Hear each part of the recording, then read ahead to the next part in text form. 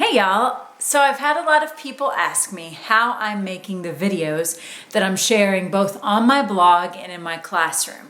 And I've really hesitated on telling you, not because I don't want to share this information, mostly because I don't think I'm qualified to do so. I don't do any fancy trickery. I mean, it's just me, a tripod, and the camera.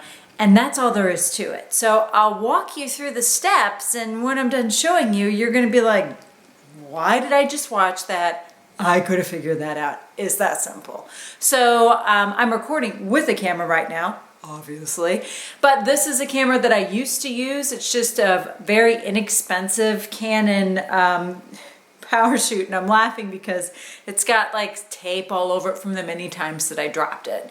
So if you're going to shoot video and you don't have an iPad, like me, then what you do is you get yourself a little point and shoot camera because they all have a record function on them. Now, what you'd have to do is either, and I've done this before, set it on a stack of books and set the timer, run around in front of it and start recording. Or what I prefer to do now is to use a tripod, and that's actually what you're sitting on right now. I hope it's comfortable for you. So tripods can be found very inexpensively, especially if you're investing in a very expensive point and shoot camera.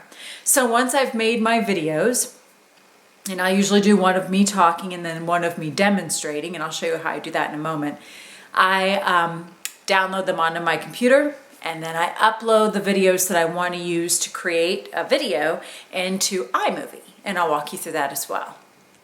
Okay, so this is a view of where you just were, but I backed up a little bit so you could see my tripod and my little point and shoot that's sitting on there. And I have this place at home to create video content for when I do video for the Art of Education, or, you know, sometimes I'm not in the mood to do video after school, but I know that I want to create one. So this was my answer to that. My school was throwing away these big maps, and it is right now hiding one of those big butt TVs. We're very low tech in my house. We don't have a television, a functioning one. So behind that map, you will see like the world's biggest television with the world's biggest bootay. And when I film at home, I do use those clamp lights that my husband got for me a couple of Christmases ago. They're those cheapo, sorry hubs, clamp lights that you can get at the hardware store. And we just have them rigged up on some cymbal stands. And this is kind of like, I don't know, we'll call this fancy, but you don't need this kind of stuff to do your own recording. But I did want to give you a view of what I use. When I film in my classroom, however, it's just the tripod and the camera. I do not bring in my lights. So let's talk about how I do demos. So when I want to do a demonstration where the kids are just seeing what my hands are doing and what supplies I'm using, you saw how I sat down. I'm straddling the tripod. I turn the camera on, or off in this case, and I can see on the screen everything that's happening, which is great because then I know if something out of the frame, do I need to zoom in to be more clear, zoom out. It's also good because I'm so close to this camera that the sound quality is much better. This is not necessarily meant for videoing. This is meant for taking pictures. So it doesn't have a way to be mic'd up. So if I'm really close, then the sound quality is always great. And then the kids get a really good view of what my hands are doing. It should be what they end up seeing and doing when they go back to their own seats. Take your clips that you've created and put them in iMovie to edit them. So I've already uploaded my clips and I saved them onto my desktop, and now I'm ready to create a movie. So I'm going to click create. I want to make a movie. And there's different themes. I'm a little bit plain. I like to go with no theme. Give your movie a title, making a video for the art room. How about that? Once you've got that, then you need to import your clips. So you just click on import. Like I said, I already uploaded all my video and I saved them onto my desktop, and I'm looking at everything on my desktop.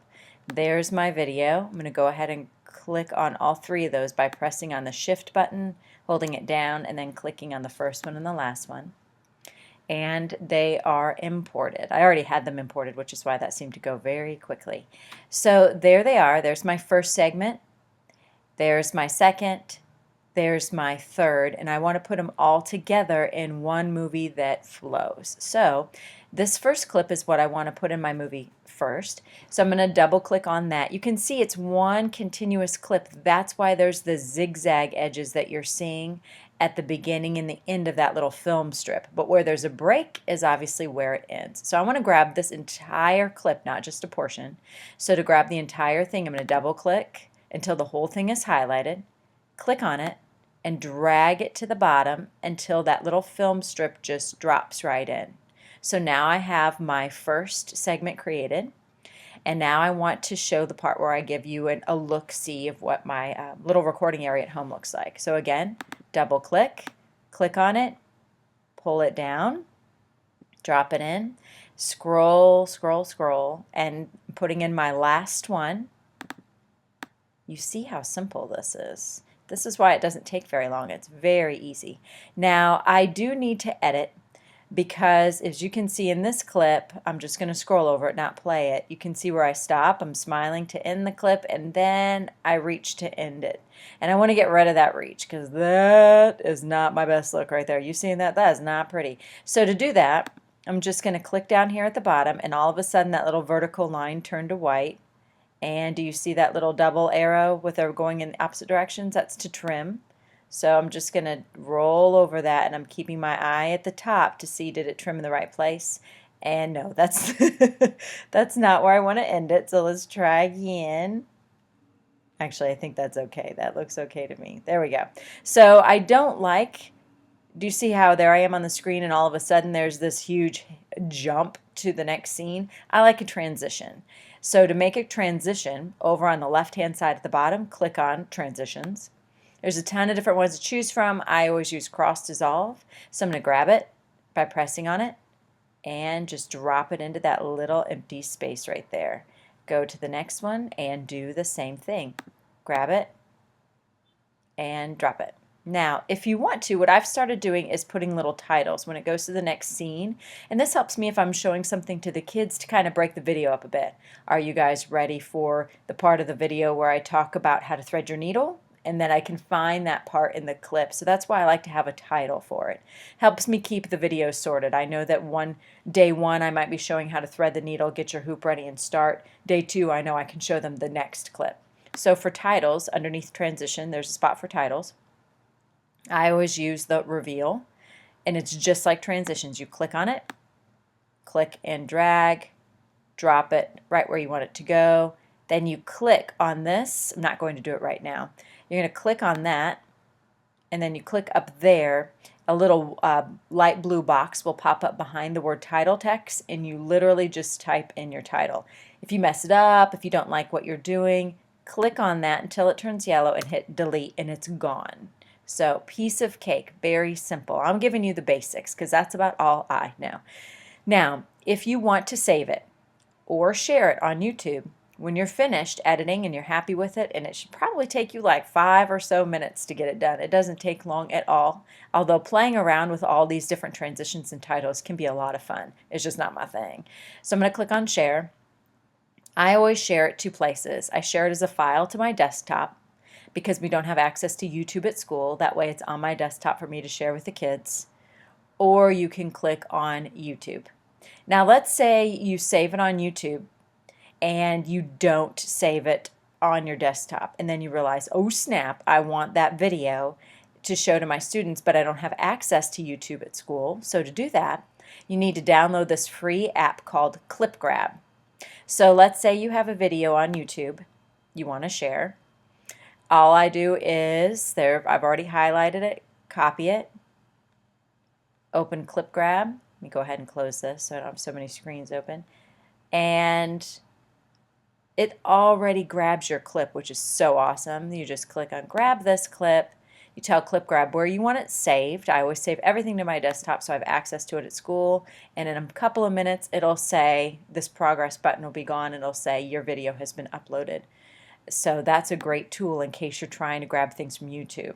Also, if you're wondering how I'm making this video right now, I'm using QuickTime Player, or QuickTime Player, as I like to say. So to do a video of yourself talking and yourself showing how to do things on your screen, open QuickTime Player and scroll down, and you click on New Screen Recording. I can't because I'm actually recording right now, believe it or not.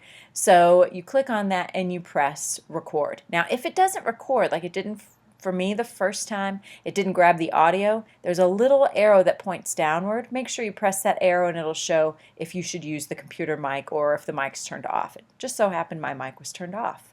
So there you have it. Now you know how to upload movies via iMovie. You know how to save those movies via Clip Grab. And you also know how to make your own video content with QuickTime Player. So I hope all that's helped you out, you guys. And if I've forgotten anything, please feel free to ask questions in the comments. Thanks, guys.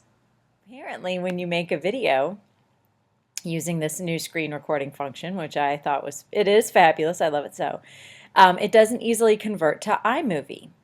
I just assumed that if I saved it right there on my desktop, when I could import it. It did import, but it didn't import with the audio.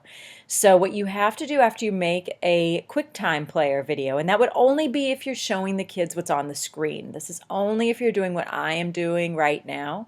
You would have to export what you create, and I exported it this way with the iPad, iPhone dealio, which means the quality isn't top-notch, but that's okay.